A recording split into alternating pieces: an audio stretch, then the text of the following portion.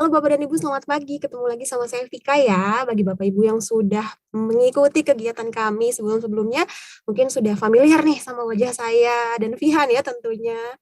Baik Bapak Ibu, saya senang sekali selalu kalau ketemu sama Bapak Ibu, semangat banget karena Bapak dan Ibu di sini pasti Bapak Ibu yang semangat ingin satu langkah lebih maju untuk bisa maksimal membersamai anak-anaknya begitu ya. Wah, Bapak dan Ibu, tadi saya lihat banyak sekali yang datang dari berbagai kota di Indonesia. Semoga semua dalam kondisi yang sehat dan hati yang bahagia ya Bapak dan Ibu, sehingga bisa maksimal dalam nanti menyimak narasumber kita siang hari ini. Masih pagi ya, pagi menuju siang hari ini. Baik Bapak dan Ibu, sebelum masuk ke sesi talk show hari ini, izinkan saya memperkenalkan narasumber dulu ya pada gelaran Parent Week keempat ini. Baik, yang pertama ada Ibu Ferry Farhati. Beliau merupakan Ketua Tim Penggerak Pemberdayaan Kesejahteraan Keluarga atau TP-PKK DKI Jakarta dan penggagas komunitas Ibu Kota. Beliau menyelesaikan pendidikan S1 di Fakultas Psikologi UGM Yogyakarta pada tahun 1996. Kemudian beliau melanjutkan pendidikan S2 di bidang Applied Family and Child Studies di Northern Illinois University atau NIU, School of Family, Consumer and Nutrition Sciences, DeKalb, Illinois, USA pada tahun 2002. Kemudian pembicara yang kedua hari ini adalah Mbak Fatia Arta. Beliau merupakan seorang psikolog. Selain itu, beliau adalah co-founder dari lembaga 3 Generasi dan komunitas Ibu Punya Mimpi. Beliau menyelesaikan pendidikan S1 Psikologi di Universitas Katolik Indonesia Atmajaya pada tahun 2013. Kemudian menyelesaikan pendidikan di bidang Psikologi Klinis Anak UI pada tahun 2016 dan Ilmu Komunikasi di University of Amsterdam pada tahun 2020. Hari ini, Ibu Ferry dan Mbak Fatia akan sharing bersama kita terkait keahlian maupun pengalaman untuk menjadi orang tua versi terbaik dalam mendukung potensi anaknya. Bagi Bapak Ibu yang ingin mengirimkan pertanyaannya kepada pembicara, silahkan kirimkan pertanyaannya di kolom chat ya, Bapak dan Ibu. Baik, Bapak dan Ibu, sepertinya Ibu Ferry dan juga Mbak Fatia sudah hadir. Selamat pagi, Ibu. Mbak Fatia. Bu Ferry, selamat pagi. Selamat pagi. Wah, Selamat pagi Bu Ferry. Selamat pagi sudah Mbak hadir Fatia. ya. Wah, Panggilnya Mbak terlihat Fatia ya? Mbak Fatia. Boleh. Ya. Ibu Ferry dan Mbak Fatia ini terlihat segar ya hari ini ya. Alhamdulillah. Semoga sehat-sehat selalu ya Bu ya, dan Mbak Amin, Fatia amin. juga. Baik. Sebelum mulai nih Ibu ya dan Mbak, kita kan sebagai orang tua nih tentu menginginkan segalanya yang terbaik bagi anak, mulai dari kesehatan, pendidikan, minat dan bakat, hingga memastikan bahwa anak selalu bahagia begitu ya. Kita semua juga berharap dapat mendukung potensi anak secara optimal. Namun bukan berarti segala hal yang anak minta itu harus kita penuhi begitu. Orang tua juga tapi nggak bisa juga gitu ya untuk selalu mengekang keinginan anak karena kan nanti juga ke depannya bisa menghambat juga perkembangannya. Baik Bapak dan Ibu sekalian, pada Parent Week kali ini bersama Ibu Ferry dan Mbak Fatia kita akan berdiskusi terkait bagaimana menjadi orang tua versi terbaik untuk mendukung potensi anak. Langsung saja Bapak dan Ibu sepertinya sudah tidak sabar ya untuk menyimak paparan dari Mbak Fatia juga Ibu Ferry. Untuk langsung saja ya Bu ya dan Mbak Fatia ya. Aku ini untuk Mbak Fatia dulu ya Bu Ferry. Mbak Fatia, topik hari ini kan kita mau membahas terkait menjadi orang tua versi terbaik ya. Pasti setiap orang tua itu ingin menjadi versi terbaik dirinya untuk anaknya. Tapi kembali lagi nih, terbaik ini kan relatif ya Mbak ya. Nah, sebelum masuk ke bahasan menjadi orang tua, sebetulnya apa sih Mbak yang sedang terjadi nih pada perkembangan remaja saat ini? Dan gimana nih di dalam otak anak remaja tuh sedang dalam fase apa sih Mbak Fatia? Thank you Mbak Vika buat pertanyaan pembukanya, ini fundamental banget ya untuk pembahasan kita hari ini. Karena kalau ngomongin remaja, kita ngomongin itu biasanya anak-anak usia 13 sampai 19 tahun. Ada beberapa teori juga bahkan yang bilang remaja itu sampai awal 20-an. Nah, fase ini biasanya yang terlihat dan dikeluhkan sama orang tua tuh biasanya karakteristik remaja yang impulsif, suka ngelawan orang tua, keras kepala, maunya main sama teman-teman aja, sukanya ngomel-ngomel atau kemudian dan perilaku lain yang biasa kalau dalam satu kalimat tuh dirangkumnya, "Mbak, kenapa ya anakku tuh berubah banget dibanding dia waktu kecil dulu?" Ya nggak sih Bapak Ibu nih senyum-senyum, ngangguk-ngangguk ya.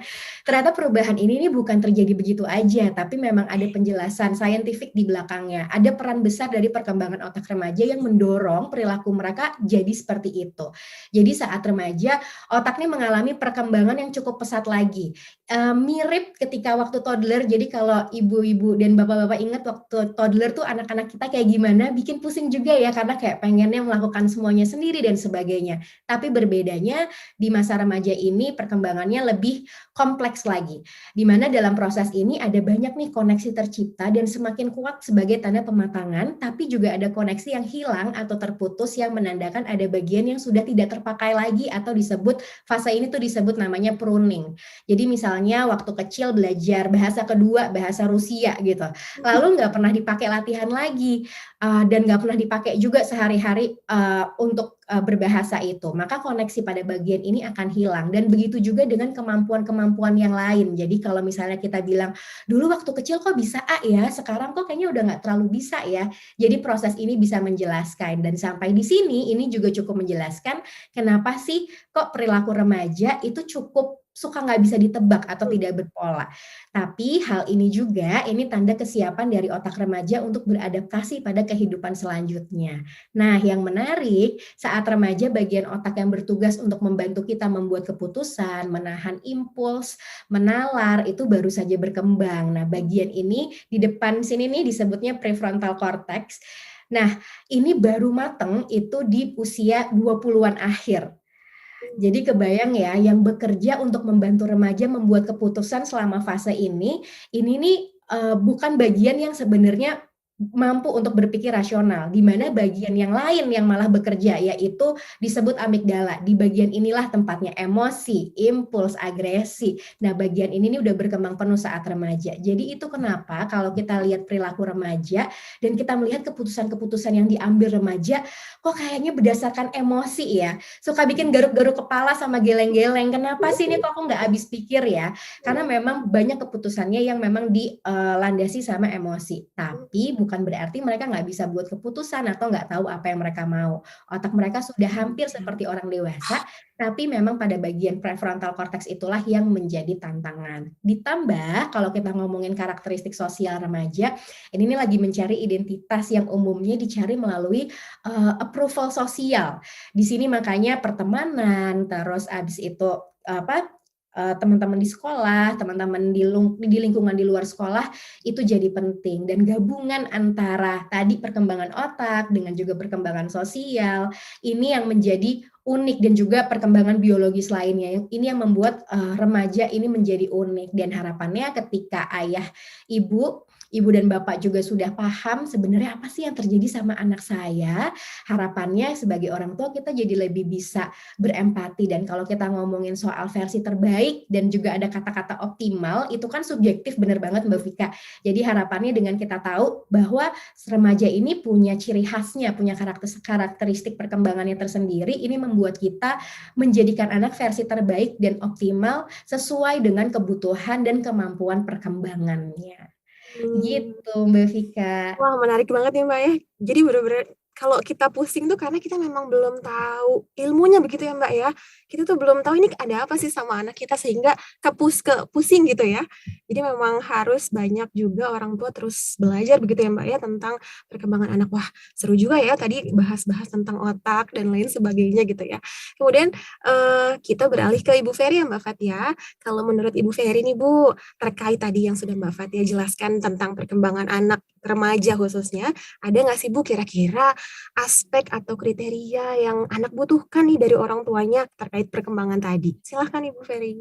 Baik, tadi betul sekali apa yang dijelaskan oleh Mbak Fatia tadi, bahwa remaja melewati masa yang perubahan cukup cepat dan masih kedodoran gitu ya untuk bisa menghadapi dari fisiknya sudah dewasa, tapi di sisi lain ada hal-hal yang belum menyesuaikan dengan kondisi fisiknya. Dan ini yang kemudian menjadikan permasalahan yang banyak dihadapi oleh orang tua. Dan saya melihat ini sebetulnya sebagai a bless in disguise. Jadi kalau bisa dibayangkan ya, kalau anak usia remaja dia frontal cortexnya sudah matang, mungkin mereka tidak akan bisa melakukan banyak hal, uji coba, eksperimen, untuk mencari jati diri. Mereka nggak akan berani melakukan apa-apa. Semakin tua kita, semakin berpikir panjang dalam mengambil keputusan untuk melakukan sesuatu. Jadi, it's a bless. Nah, lalu bagaimana kita sebagai orang tua bisa menjadi versi terbaik? Nah, tentunya orang tua versi terbaik adalah yang dapat berupaya untuk memenuhi kebutuhan anaknya agar dapat tumbuh dan berkembang secara optimal.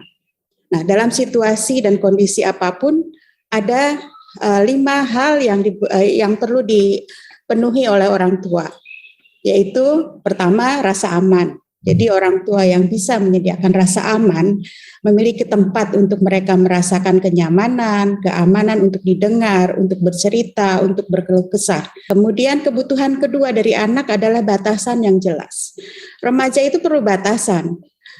Kita nggak bisa begitu saja melepas mereka, merasa mereka sudah besar gitu ya. Nah, batasan ini akan membantu anak untuk memiliki kontrol diri, untuk melakukan regulasi diri dalam berperilaku dan bertindak di masa depannya. Batasan yang jelas akan membantu anak untuk bisa memahami dan mentaati aturan-aturan yang ada dalam kehidupannya kelak. Nah, kemudian kebutuhan yang ketiga itu adalah keteraturan dalam hidup. Nah, ini perlu disiapkan oleh orang tua sebagai versi terbaik ya untuk anak. Anak perlu diperhatikan, anak perlu dikenalkan pada rutinitas agar dapat hidup mandiri dan produktif. Kemudian kebutuhan yang keempat itu terlibat dalam keluarga. Nah, remaja yang terlibat, jika anak-anak disertakan dalam berbagai kegiatan di rumah, sebetulnya mereka sedang dilatih untuk bernegosiasi, berdemokrasi, untuk mengungkapkan pendapat, bahkan dalam membuat aturan tadi, aturan yang akan dipakai bersama. Hal ini bisa berguna saat anak nantinya berpartisipasi di tengah-tengah masyarakat. Nah, keterlibatan bisa dimulai dari hal-hal yang sederhana, memilih tempat liburan atau menu makanan sehari-hari, dan ini yang membuat anak juga bisa lebih mengenal dirinya, tahu posisi dirinya. Nah, kemudian kebutuhan yang terakhir ini, yang penting adalah anak itu harus bahagia. Nah, bahagia ini tentunya tadi ya di video Pak Hamify ada anak yang mau main basket, tapi orang tua di sisi lain punya kebutuhan untuk anaknya belajar gitu. Nah, gimana mempertemukan hal itu? Jadi anak-anak itu harus memiliki ruang untuk tumbuh kembang yang lebih optimal, karena mereka siap menerima berbagai pelajaran yang diberikan. 5 hal ini kalau orang tua ingin menjadi versi terbaik, diupayakan sebisa mungkin untuk hadir dalam kehidupan anak-anaknya. Begitu mungkin jawaban dari saya. Baik Ibu Ferry, wah jadi tadi ada 5 aspek ya Bapak dan Ibu yang harus dipersiapkan sejak dini, bukan tiba-tiba sudah remaja baru dipersiapkan begitu ya Bu ya. Ya, harus pelan-pelan sejak kita memiliki anak begitu ya Bu ya, sudah mulai dilakukan pemberian rasa aman, kemudian batasan, peraturan, anak terlibat dalam keluarga dan juga kebahagiaan begitu ya Bu ya. Jadi boleh bebas asal bertanggung jawab begitu ya Bu ya. Jangan bebas tapi bablas begitu ya. Kalau saya singkat biasanya saya bilang bagimu. Bahagiakan anak, beri gizi yang cukup dan stimulasi yang tepat. Wah, bagimu. Wah, itu bisa dicatat Bapak dan Ibu tuh, bagimu. Quotes dari Ibu Ferry. Sebelumnya kan kita tadi sudah membahas aspek dari sudut pandang anak ya Mbak Fatia ya, perkembangan anak dan lain sebagainya. Kemudian apa sih Mbak sebenarnya yang orang tua butuhkan supaya tadi bisa mencapai kondisi optimal dalam mendampingi anaknya? Ya, aku malah catat tadi bagimunya Bu Ferry. Catchy banget dan pasti mudah diingat ya Bu, karena itu yang paling dibutuhin sama orang tua informasinya banyak, jadi butuh sesuatu yang bisa langsung diingat. Nah, kalau kita ngomongin tentang apa sih yang dibutuhkan orang tua, rasanya tadi Bu Ferry juga sudah memaparkannya dengan sangat lengkap, jadi aku akan menambahkan saja. Jadi usia remaja ini peralihan menuju remaja, dari anak-anak menuju remaja, sehingga kalau tadi kita sama-sama pahamin bahwa bagian otak remaja yang bertugas untuk membuat keputusan sedang berkembang, sedang belajar, sehingga orang tua punya peranan penting nih untuk mendampingi anaknya melatih kemampuan tersebut, melatih kemampuan untuk membuat keputusan, menyusun goal, dan menggali aspirasi-aspirasi lain untuk kehidupan dewasa. Jadi ibaratnya, aku suka mengibaratkan orang tua itu tuh ibaratnya coach atau pelatih. Jadi melatih atau mendampingi, tapi bukan sesuatu yang mendikte. Jadi kalau kita bayangin sebagai pelatih, kayak pelatih bola, itu kita bantu kan pemain kita untuk bisa tampil maksimal. Kita bantu mereka menyusun strategi, kita bantu mereka untuk melatih berdasarkan kekuatan-kekuatan mereka, tapi bukan berarti kita mengharuskan mereka untuk melakukan ABC. Nah, ada research dari Harvard University yang menemukan kalau membantu anak menemukan aspirasi, itu malah bisa membantu anak lebih engage atau lebih terlibat di sekolah.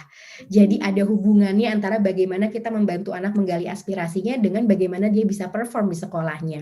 Kalau tadi aku mau tambahin aja melengkapi dari apa yang Bu Ferry sudah berikan, apa yang bisa orang tua berikan sebetulnya.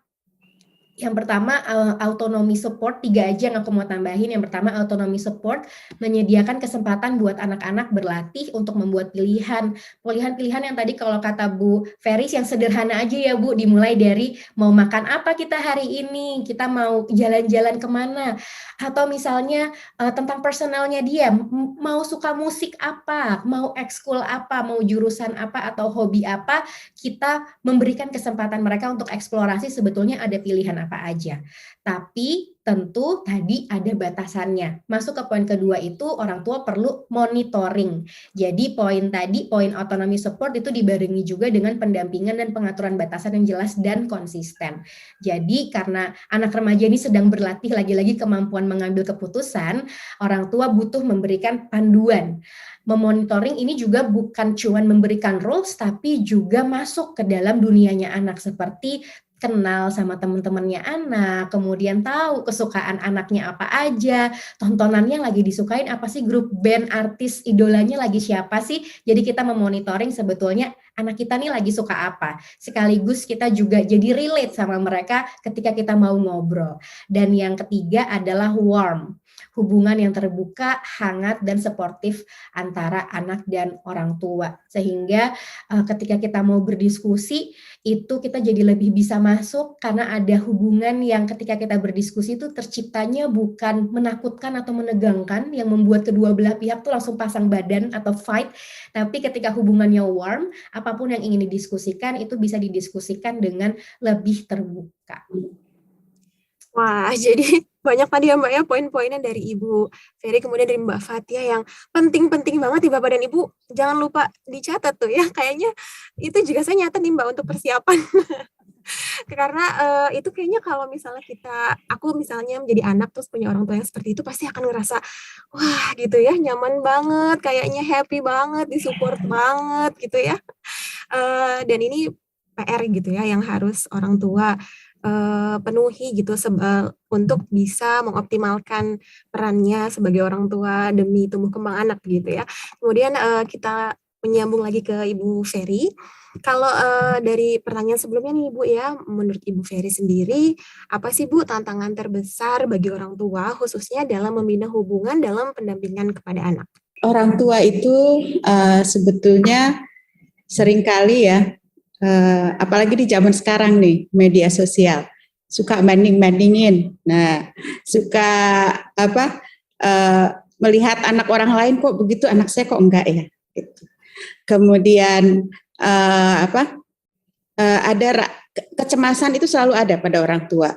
Sudahkah saya melakukan hal ini yang terbaik untuk anak-anak?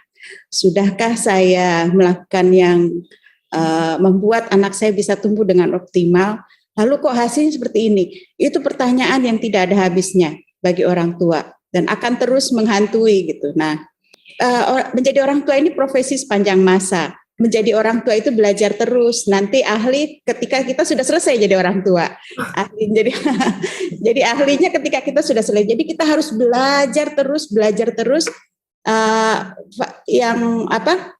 Setiap fase pertumbuhan anak itu kan tadi disampaikan Mbak Fatia ada tantangan yang berbeda-beda.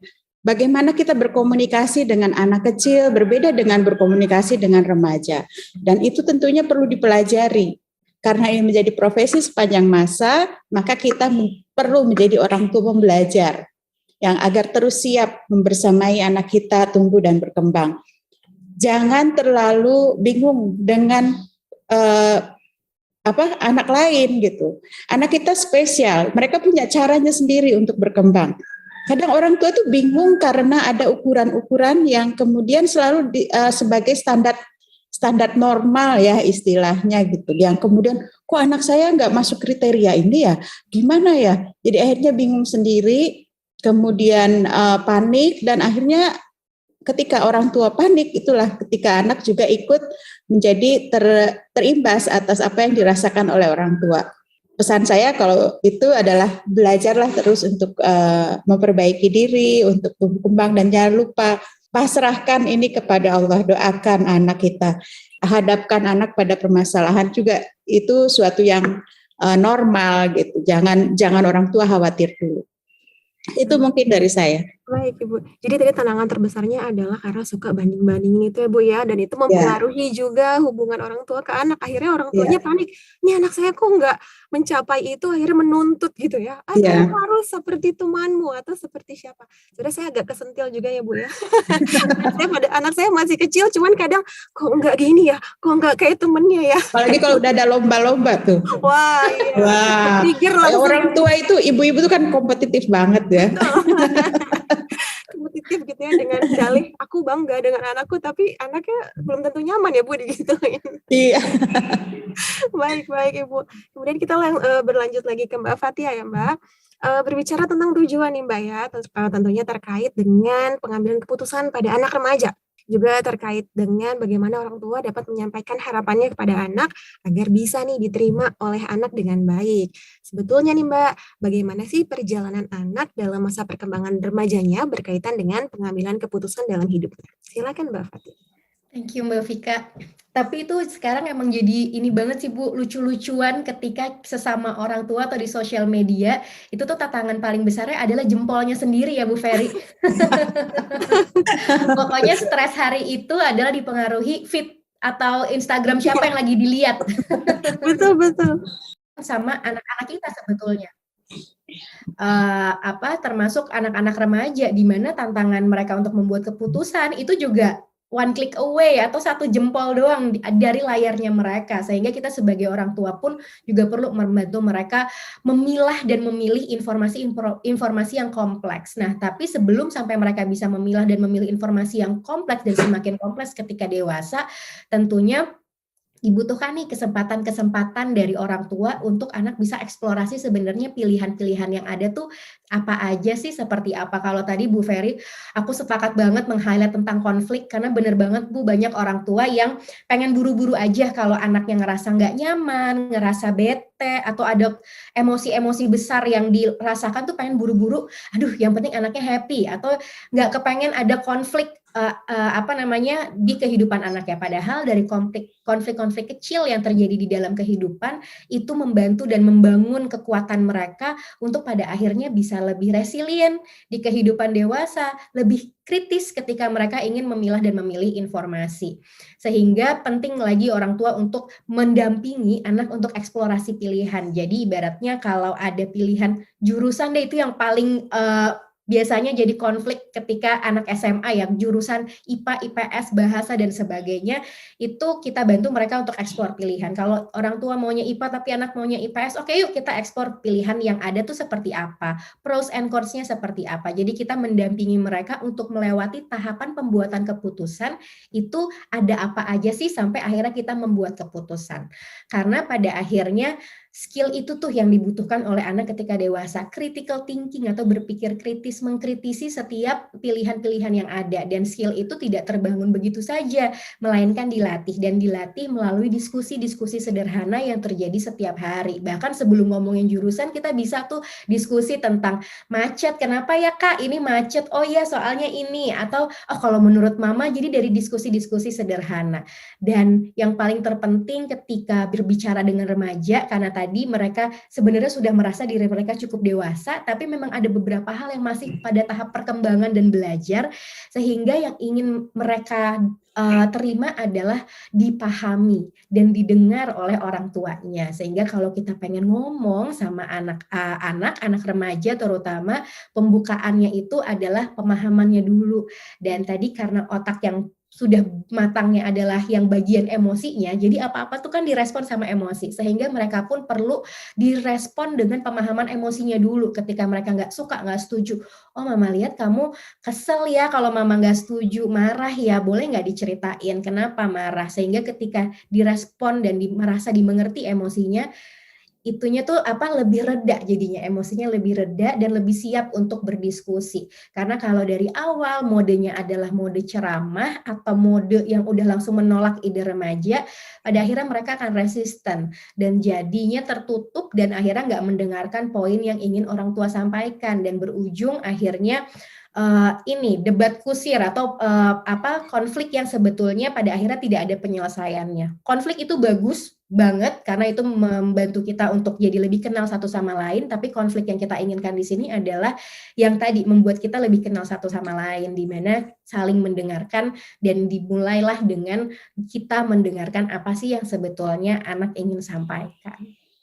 Wah, jadi itu PR sih Mbak, kayak kalau memang sudah orang tuanya udah kebiasa yang langsung juder-juder gitu ya, itu kan kayak untuk memahami anak itu agak berat gitu ya. Jadi kayaknya kita harus nafas dulu ya Mbak ya, untuk jeda dulu kayaknya untuk untuk menetralkan situasi panas itu biar kita bisa memahami anak begitu ya Mbak ya, sehingga tadi sesuai dengan kebutuhan anak untuk dipahami dulu gitu ya Mbak ya, nggak langsung diblok gitu, karena ternyata kalau kita ngeblok anak nanti juga nggak berkembang tuh Mbak ya pikirannya. Ini sebenarnya relate juga nih aku dari anakku kecil tuh kayak pengennya berusaha untuk diskusi gitu dengan anak. Akhirnya sekarang anakku udah mau 6,5 tahun, mau 7 tahun tuh jadi banyak pertanyaan, kenapa Bunda?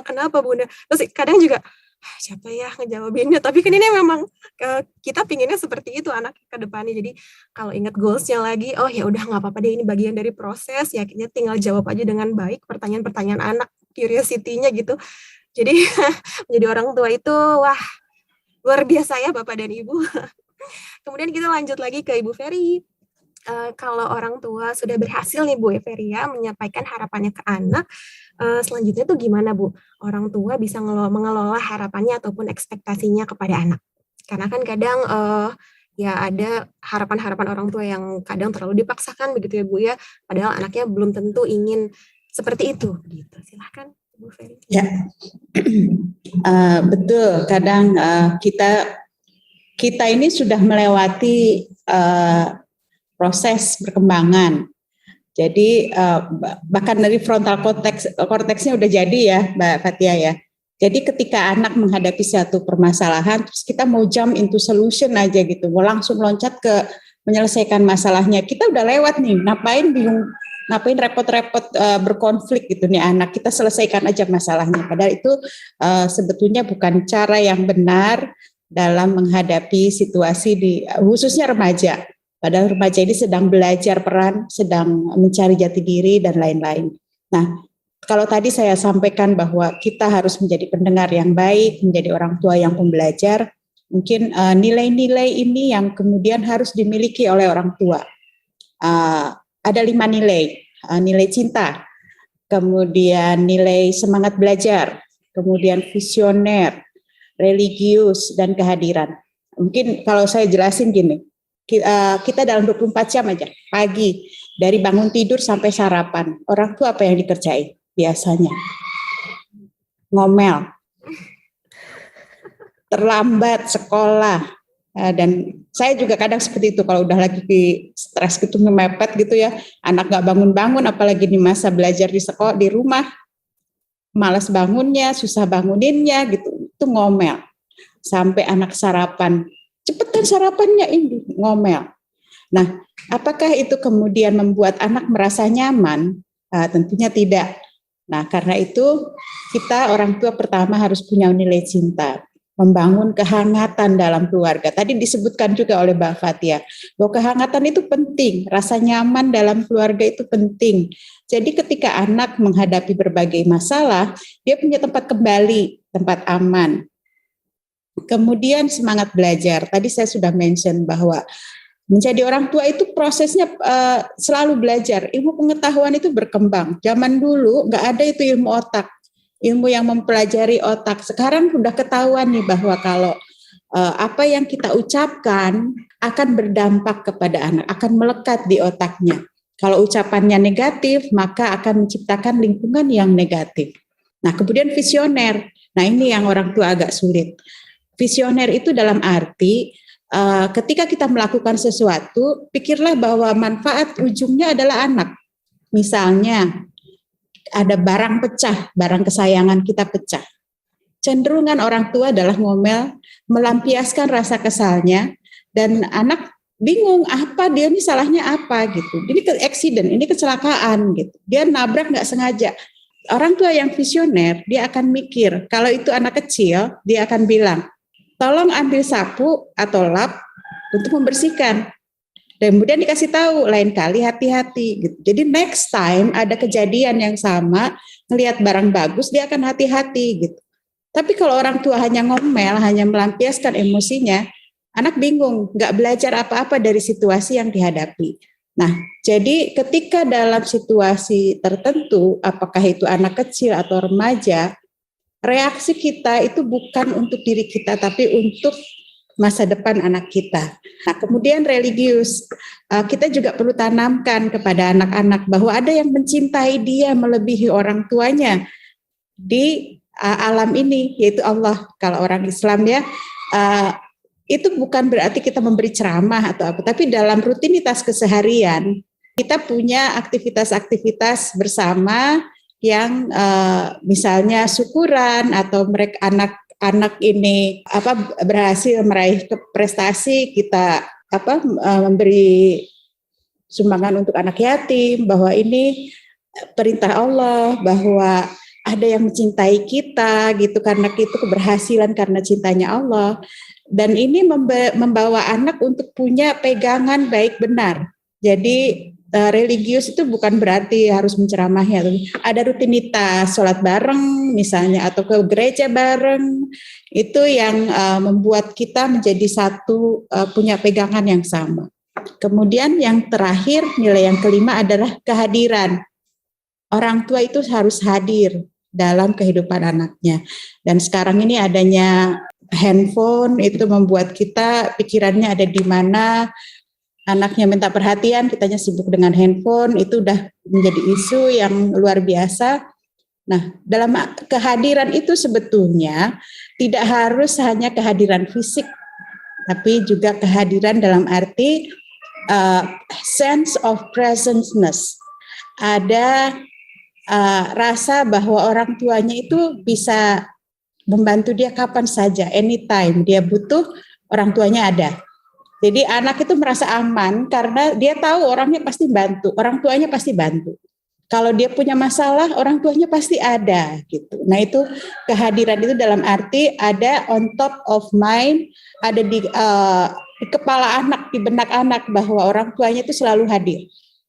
Itu kelima nilai inilah yang kemudian bisa membantu orang tua untuk mengelola ekspektasi ketika ada hal-hal yang tidak sesuai dengan harapan kita. Baik Ibu, terima kasih. Nah, tuh Bapak dan Ibu, ada lagi 5 nilai dari Ibu Ferry. Tadi dicatat lagi. Ini ada nih Bu di kolom chat yang saya sudah catat dengan detail, katanya begitu, luar biasa. Jadi tadi kita harus selalu ingat ya Bu ya, saat memang kita memiliki ekspektasi yang ekspektasi sendiri gitu dari orang tua, kita harus ingat lagi bahwa tujuan utamanya adalah untuk anak begitu ya, apakah memang sesuai dengan anak kita gitu ya Bu ya. Wah, ini tadi juga masalah kehadiran secara utuh ini memang menjadi masalah ya Bu ya, saat ini orang tua kayak fisiknya sih hadir gitu ya di sebelah anak, tapi yang dipegang HP, matanya ke HP atau ke TV begitu ya Bu ya. Jadi saat anaknya, Bunda, Ayah, Papa, Mama, ya, ya paling gitu ya responnya, tapi nggak yang eye to eye begitu ya. Kita tidak present secara utuh, secara hadir secara utuh bagi anak. Wah, ini tantangan masa kini nih bagi orang tua. Baik, kita lanjut lagi ke Mbak Fatia. Mbak Fatia, kita nih banyak dapat cerita dari Pahami Friend. Faktanya nih, Mbak, nggak semua orang bisa menyampaikan harapan kepada anak dengan baik gitu ya. Dan ujung-ujungnya ya yang tadi Mbak Fatia bilang, konflik gitu ya. Karena mungkin orang tuanya, anak-anak nggak bisa, kok orang tua aku kayak gini sih gitu ya. Aku ya orang tua punya harapan buat aku, tapi kok kayak gini, aku nggak bisa nerima gitu. Kalau dilihat dari sisi orang tua, Mbak, sebenarnya kenapa sih Mbak hal tersebut bisa terjadi? Jadi kalau kita ngomongin perkembangan, sebenarnya yang berkembang tuh bukan cuman anak-anak kita aja, tapi sebenarnya kita sebagai individu tuh akan terus berkembang sampai akhir hayat kita ada tahap perkembangannya, dan setiap tahap perkembangan ini punya kebutuhan, punya tugas perkembangan, dan punya ciri khasnya masing-masing. Nah, biasanya tuh kalau orang tua punya anak remaja, biasanya sudah memasuki usia 30 tahun akhir dan masuk ke usia 40 tahunan, di mana memang secara perkembangan ada tugas perkembangannya itu istilahnya generativity versus stagnation. Jadi memang di fase ini nih secara alamiah kita tuh terdorong untuk memberikan perhatian ke generasi selanjutnya yang dalam hal ini adalah anak-anak kita. Ada dorongan untuk jadi mentor mereka sebagai bagian dari, sebenarnya sebagian dari kepuasan diri kita juga untuk merasa berkontribusi dan melakukan hal yang benar atau hal yang baik. Nah, tapi karena itulah juga perlu berhati-hati nih, karena untuk tidak menjebak melihat apa yang sedang dialami anak sebagai proyeksi dari apa yang kita alamin. Menceritakan atau memberikan nasihat tentu boleh, tapi pun perlu sadar bahwa apa yang anak-anak jalani adalah proses yang terpisah dari diri kita.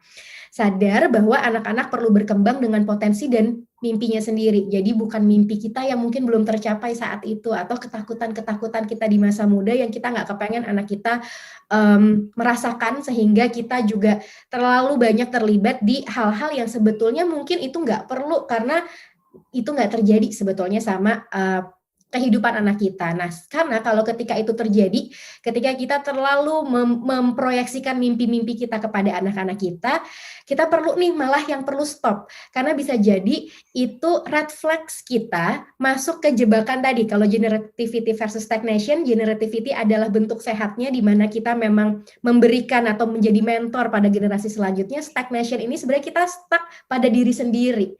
Jadi seolah-olah tuh dunia berputar di sekitar kita aja, di mana anak-anak kita tuh ya harus apa-apa tuh ngelihat kita dan menjadi seperti kita. Nah, ini yang perlu jadi red flags, karena berarti jangan-jangan aku nih yang punya kebutuhan lain yang perlu diakomodir, tapi bukan dengan kehidupan anak-anak, melainkan kita sendiri yang punya tanggung jawab untuk memenuhi kebutuhan perkembangan itu. Nah, sehingga untuk bisa jadi individu yang sehat, untuk bisa menjalin hubungan yang sehat juga sama anak-anak, sebagai orang tua, dengan tahap perkembangannya, kita perlu tetap produktif, kita cari hobi, cari hal-hal lain yang mengisi diri dan membuat kita merasa mencapai sesuatu di luar dari pencapaian anak-anak kita. Kalau tadi Bu Ferry juga sempat bilang, aduh gampang banget untuk kita compare, terus tadi juga Mbak Vika bilang, apalagi kalau ada kompetisi. Nah, mungkin kita perlu mencari kompetisi untuk diri kita sendiri. Apa sih? Apakah bercocok tanam atau hal-hal yang membuat kita merasa ini loh pencapaian saya, dan apa yang anak saya capai itu bonus, tapi bukan sesuatu yang menjadi pencapaian diri kita sendiri. Karena pada akhirnya dengan begitu kita bisa melihat anak kita lebih objektif. Objektif yang dimaksud adalah lebih bisa melihat diri mereka sebagai individu yang terpisah dari diri kita, individu yang beranjak dewasa, dan kita jadi lebih bisa respect dan menghargai keputusan dan apapun yang diambil sama anak kita, tentunya dengan hal-hal yang tadi sudah dibicarakan dengan lebih lapang dada. Jadi tadi menjadi orang tua bukan berarti kita stop gitu ya Mbak ya, untuk juga kemudian mengembangkan potensi diri begitu ya, dan fokus ke anak gitu ya, karena kita tetap memang butuh untuk menyalurkan gitu ya, apa nih yang lagi bergemuruh di dada kita, lagi pengen apa sih, lagi mau aktualisasi diri apa, itu tetap harus dilakukan untuk bisa juga tetap, bahasa sekarangnya adalah waras gitu ya Mbak ya. Baik, ini ada pertanyaan selanjutnya untuk Bu Ferry dan Mbak Fatia, nanti mungkin bisa gantian mau siapa dulu yang jawab ya. Ini menjadi orang tua kan memang tanggung jawab dan tugas yang berat gitu ya.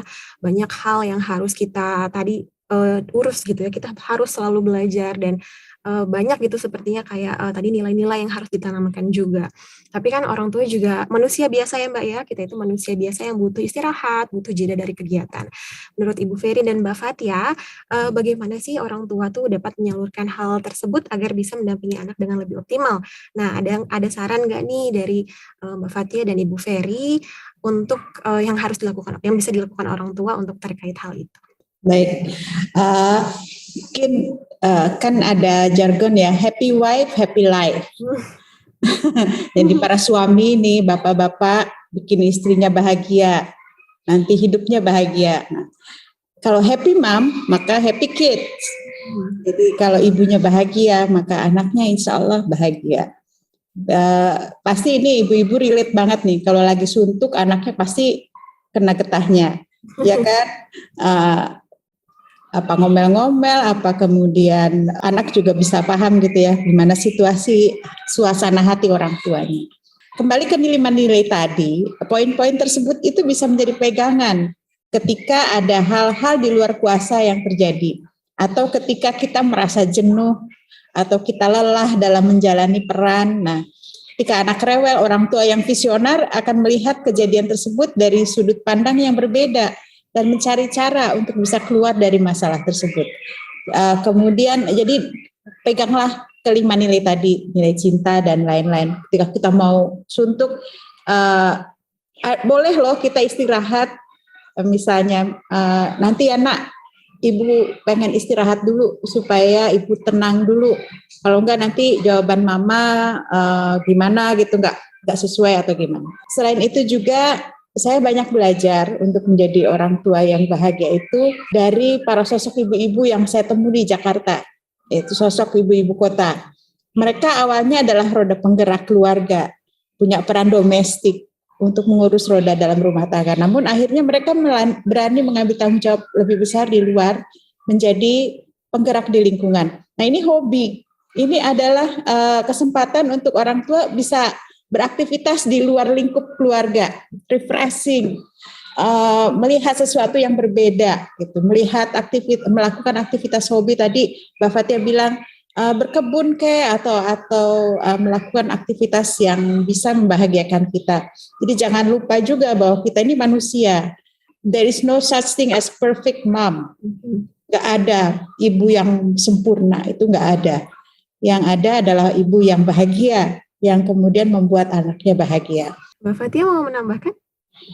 Bu Ferry, kita sehati banget karena aku juga percaya bahwa ibu, orang tua yang punya mimpi itu tuh akan lebih bisa sepenuhnya lebih hadir menjadi ibu juga yang lebih bahagia, karena ketika kita merasa terisi di luar dari keberhasilan anak kita jadi lagi-lagi bisa hadir sepenuhnya untuk mendampingi anak kita sebagaimana dia sukanya, sebagaimana potensi-potensi yang baik ya di dalam dirinya dia, sehingga kita bisa melihat anak kita terpisah dari diri kita, karena kita tahu bahwa kita punya mimpi kita punya kegiatan kita tahu pencapaian-pencapaian di luar kita, dan ini saatnya saat kita kembali ke rumah dan bertemu anak kita, ini nih saatnya saya yang untuk melihat potensi-potensinya dia, bukan merefleksikan potensi saya atau apa yang saya mau ke anak-anak saya.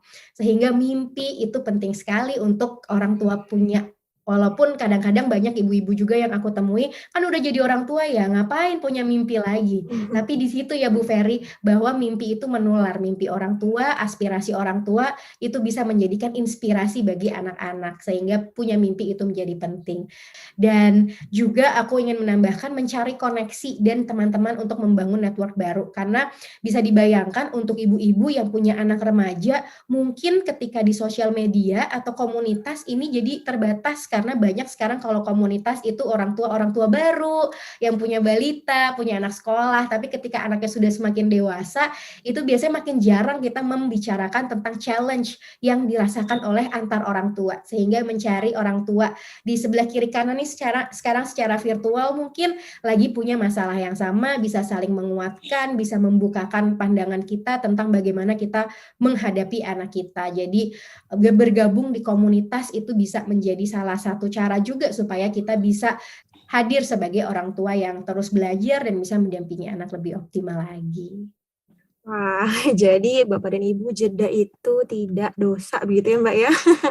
Istirahat itu nggak apa-apa gitu ya. Dan kalau bisa juga kita mencari apa tadi kegiatan-kegiatan lain gitu ya agar tetap bisa fokus, kemudian bisa juga melihat anak lebih objektif. Baik, untuk ini ya pertanyaan berikutnya untuk Ibu Ferry dan Mbak Fatia. Ini sekaligus pertanyaan terakhir nih Bu ya dan Mbak Fatia. Jadi kan perjalanan anak sampai meraih mimpi itu kan panjang ya, tidak mudah. Kita perlu perencanaan yang matang gitu kan. Terlebih perjalanan orang tua juga untuk mendampingi anaknya gitu. Kira-kira nih dari Mbak Fatia dan dari Ibu Ferry ada nggak sih pesan yang bisa disampaikan ke Bapak Ibu yang hadir hari ini untuk dapat terus semangat untuk mendampingi anaknya selama proses ini? Boleh secara singkat saja Ibu dan Mbak, silahkan mau siapa dulu? Saya dulu, oke. Kalau ada jargon istilahnya katanya it takes a village to raise a child, itu betul. Dan itu terbukti dari apa yang dikerjakan oleh Bu Oi, Bu Erlin, kemudian ada lagi ibu-ibu yang lainnya. Bahwa orang tua memang pengasuh utama, pengasuh pertama bagi anak-anak kita. Tapi orang tua juga perlu memahami bahwa mereka memerlukan lingkungan yang sehat untuk bertumbuh. Penting bagi kita untuk membangun kekompakan dengan anggota keluarga lain dalam mendidik anak, atau lebih jauh lagi bisa seperti yang dilakukan tadi Ibu Oi, belajar, kemudian hasil yang dipelajarinya itu berdampak kepada yang lain, menciptakan lingkungan untuk anaknya bisa tumbuh dan berkembang, tetapi tidak hanya untuk dirinya dan untuk anaknya, tapi bisa untuk lingkungan yang lebih luas, yaitu kita bisa mengajak lingkungan untuk bisa menciptakan ekosistem bahagia yang dapat mendukung tumbuh kembang anak kita secara maksimal. Nah, mungkin itu dari saya. Baik, kalau dari Mbak Fatia, silahkan.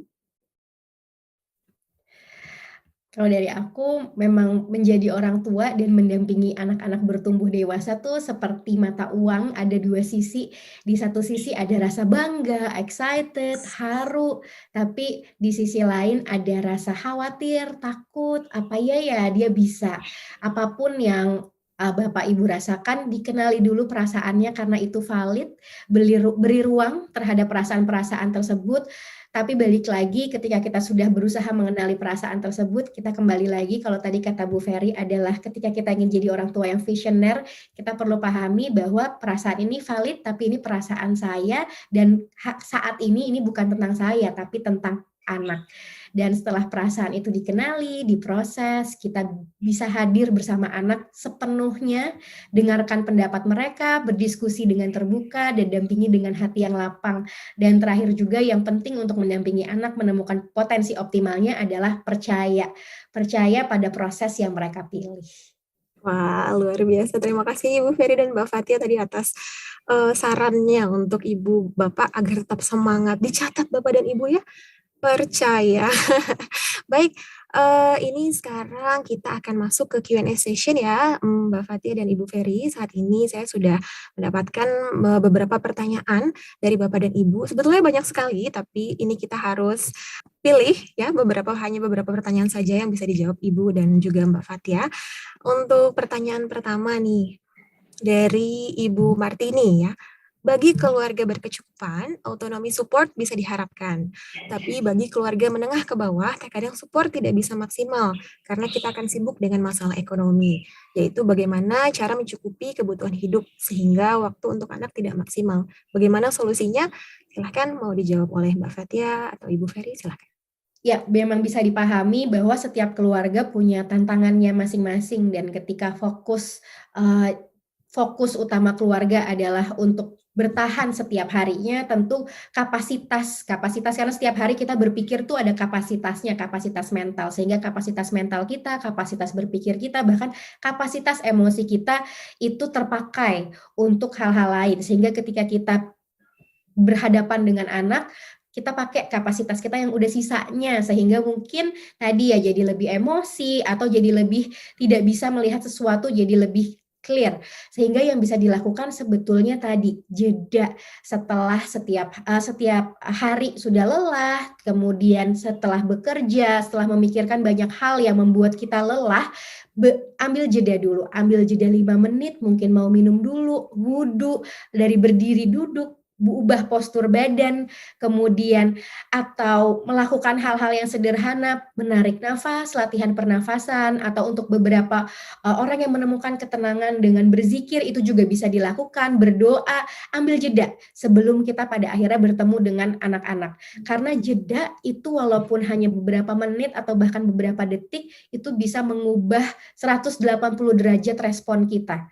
Kalau kita lagi tenang, biasanya kita bisa, oke, tadi apa yang bikin kamu lupa, apa yang bisa kita lakukan setelahnya. Tapi kalau kita lagi emosi, kita bisa langsung kepantik, langsung marah, langsung kayak kamu, dan segala-segala kata-kata yang mungkin nggak seharusnya kita lontarkan ke anak, karena kekesalan yang kita punya itu bukan punya anak, tapi punya tadi ketika di pekerjaan. Sehingga ketika kita mendengarkan cerita anak dan kita memberikan jeda aja 5 detik, oke, tarik nafas, tadi kesel ini di kantor dan sekarang anak ngomong ini nih yang perlu saya respon, ambil jeda, disitulah kita sebetulnya bisa memberikan kapasitas lebih pada diri kita untuk bisa merespon dengan yang tadinya emosinya 10, setidaknya 7 atau 6, jadi ada 4 untuk kita bisa punya kesempatan mengolah kata-kata yang lebih baik lagi, sehingga tadi kalau kita pengen dapatnya adalah otonomi support, kita mau support anak kita untuk bisa memilih dan sebagainya, setidaknya kita bisa memberikan tadi ya angka yang lebih banyak atau jeda yang lebih banyak untuk anak-anak kita. Bu Ferry mau menambahkan? Ya, mungkin saya simpulkan pertanyaannya gimana menghadapi anak kalau kita sendiri banyak masalah gitu ya. Nah, kita sebagai ibu itu biasanya sulit sekali untuk bisa fokus in the moment. Seperti saya tadi nih, harusnya saya fokus ke acara tapi ada pesan penting, jadi fokusnya hilang. Nah, itu ibu-ibu tuh sering tuh begitu. Jadi ketika dia ngadepin anaknya, terus kepikiran nanti malam mau masak apa nih, suami pulang makanannya apa, kemudian lagi ini, oh iya ini mau hujan nih, jemuran belum diangkat. Jadi pikirannya nggak tahu kemana-kemana ketika kita berhadapan dengan situasi. Dalam menghadapi anak, kita perlu melepaskan itu semua. Enjoy the moment. Jadi ketika kita sampai di rumah, lepaskan semua. Kalau bisa ya, kalau laki-laki gampang tuh, switch gitu. Switch dulu, matiin dulu yang lain-lainnya. Kalau capek, tadi sampaikan Mbak Fatia, jeda dulu sebentar. Kadang beristirahat sebentar, kita bisa merefresh ya, berasa segar gitu ya. Apakah itu mandi, ataukah itu berwudu, ataukah itu tiduran 5 menit gitu. Itu bisa membuat permasalahan itu menjadi lebih subside, lebih turun dari permukaan. Dan ketika menghadapi anak, siapkan diri untuk fokus di situ. Jangan mikirin masakan, jangan mikirin jemuran gitu ya. Karena orang tua itu selalu gitu. Ibu itu kan pengennya semua beres. Pengennya semua teratur, pengennya semua sesuai dengan apa yang dia rencanakan. Nah, itu mengambil alih semua konsentrasi kita, akhirnya kita stres sendiri dengan berbagai permasalahan yang harus diselesaikan sendiri. Nah, ketika menghadapi anak, sebisa mungkin be in the moment. Artinya hadir, yang itu tadi saya bilang, hadir dalam keseharian, dalam diri anak itu. Baik, terima kasih untuk Ibu Ferry dan Mbak Fatih atas jawabannya. Ini ada satu pertanyaan terakhir nih Mbak, karena keterbatasan waktu ya. Pertanyaannya adalah dari Ibu Rismelina Saragi. Bagaimana kita mengelola harapan kepada anak yang kurang bisa menerima ide kita dan lebih mendahulukan perkataan temannya daripada perkataan orang tuanya? Silahkan. Tadi aku mau meng-highlight jangan melihat bahwa mendengar kata teman itu selalu buruk, karena sebenarnya ini bagian dari perkembangan anak remaja untuk belajar social skill, keterampilan sosial, dan bagaimana dia memahami lingkungan sosialnya dengan berinteraksi dengan teman sebaya. Dan memang di fase remaja ini lagi mencari identitas, dan tadi ya cara mereka untuk mencari identitas itu adalah dengan mengasosiasikan atau mengaitkan diri dia terhadap kelompok tertentu. Nah, biasanya kelompok ini adalah kelompok teman sebaya. Dia pengen dilihat sebagai anak yang kayak gimana sih? Anak yang keren. Oh, aku pengen kalau gitu dengerin kata teman-teman aku yang populer di sekolah. Oh, aku pengen diasosiasikan sebagai anak yang pintar. Aku pengen ketemu atau ikut klub buku dan sebagainya. Sehingga mendengar kata teman dan mengasosiasikan identitas diri mereka terhadap sebuah kelompok, ini memang ciri khasnya anak remaja. Nah, yang bisa dilakukan orang tua sebetulnya adalah mengenali sebenarnya identitas seperti apa sih yang anak kita ingin bangun. Oke, kalau kata teman kamu A, apa yang kamu rasain menurut kamu kenapa itu seru untuk dilakuin? Kenapa menurut kamu itu keren? Karena biasanya kalau anak remaja tuh pengennya kelihatannya keren, asik gitu. Dan kalau dengerin kata papa mama itu nggak terlalu keren karena nggak terlalu relevan nih sama kehidupan aku. Sehingga kita pun juga perlu tahu kerennya dia nih apa sih? Kenapa ya dia pengen dengerin? Sehingga kita explore identitas seperti apa yang ingin anak kita kembangkan dan teman-teman kayak apa sih yang mereka dengarkan. Dan sebagai orang tua yang ingin dengarkan, kita perlu masuk tuh dari, oh ternyata dia mau dengerin teman-temannya yang suka sama Taylor Swift misalnya, karena itu gengnya dia sekarang. Oh, Taylor Swift tuh lagi suka gimana ya? Jadi kita bisa ngobrol dari masuk situ, mama tadi baru denger loh Taylor Swift baru ngeluarin single baru. Oh iya ma, jadi ada relevansi sehingga ketika kita mau masuk, anak kita tahu bahwa mama tuh juga paham loh sebenarnya, walaupun nggak sepaham teman-teman aku, tapi kalau aku ngobrol sama mama, dia ngerti kok. Seperti yang tadi Bu Ferry juga bilang bahwa keterbukaan itu sesuatu yang dimulai sejak dini dan dipupuk. Jadi bukan sesuatu yang mama mau ngomong kamu harus dengerin. Tapi itu sesuatu yang kita pupuk dari interaksi sederhana sehari-hari, mulai dari bercandaan kita, mulai dari celetukan kita sama anak, pertanyaan kita setiap kali anak pulang sekolah atau selesai belajar, itu hal-hal sederhana yang memupuk bagaimana nanti ketika kita berkonflik atau ada urusan penting kita pengen ngobrol, kita nyambung nggak sih sama anak? Jadi ibaratnya kalau radio lama, kita kan perlu cari frekuensinya tuh yang sama. Nah, ngobrol sama anak remaja pun begitu. Jadi kita perlu ada di frekuensi yang sama supaya kita bisa masuk, dia bisa dengar siaran kita secara jelas, kita pun juga bisa mendengar apa yang anak ingin sampaikan secara jelas. Mohon maaf sekali ya untuk Bapak dan Ibu untuk pertanyaan yang belum sempat terjawab karena keterbatasan waktu nih. Semoga beberapa pertanyaan yang tadi sudah dijawab bisa mewakili pertanyaan dari Bapak Ibu yang belum sempat terjawab ya. Dan semoga Bapak dan Ibu bisa menyerap banyak hal baik dari pemaparan Mbak Fathia dan Ibu Ferry tadi agar semakin menjadi orang tua versi terbaik untuk membersamai anak-anaknya mencapai impiannya. Baik, sekali lagi terima kasih untuk Ibu Ferry dan Mbak Fathia. Bapak dan Ibu sekalian, tanpa terasa kita sudah sampai di penghujung acara nih.